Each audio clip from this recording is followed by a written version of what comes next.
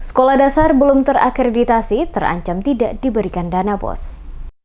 Sekolah dasar di Kota Ambon yang hingga saat ini belum melakukan akreditasi terancam tidak mendapatkan bantuan dana BOS tahun 2020 dari pemerintah. Tercatat saat ini jumlah sekolah dasar di Kota Ambon sebanyak 215 dan semuanya sementara berproses untuk mendapatkan pengakuan resmi sebagai salah satu sekolah yang telah terakreditasi. Kepala Dinas Pendidikan Kota Ambon Fahmi Salatalohi kepada tim Demes Media Group menuturkan pelaksanaan akreditasi yang dilakukan sesuai dengan Permendikbud nomor 59 tahun 2012 pasal 1 ayat 2. Badan Akreditasi Nasional Sekolah Madrasah adalah badan evaluasi mandiri yang menetapkan kelayakan program dan satuan pendidikan jenjang pendidikan dasar dan menengah jalur formal dengan mengacu pada standar nasional pendidikan. Dari data yang ada saat ini, kata Salatalohi, jumlah keseluruhan SD yang ada di Kota Ambon hampir sebagian besar telah menyelesaikan proses akreditasi yang diperkirakan capai angka 90% lebih dan diharapkan sebelum akhir tahun 2019 seluruh sekolah SD dalam Kota Ambon semuanya telah terakreditasi.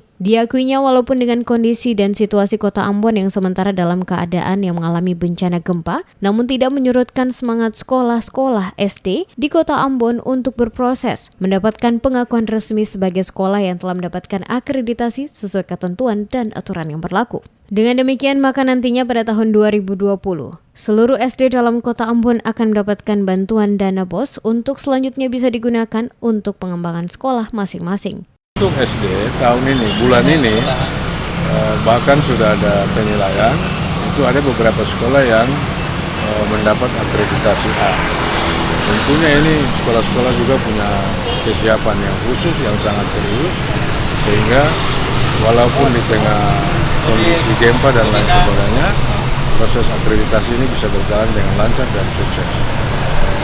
Jadi dari 215 sekolah dasar, saya kira mendekati 100% lah. Ini juga sangat berkaitan langsung dengan konsistensi.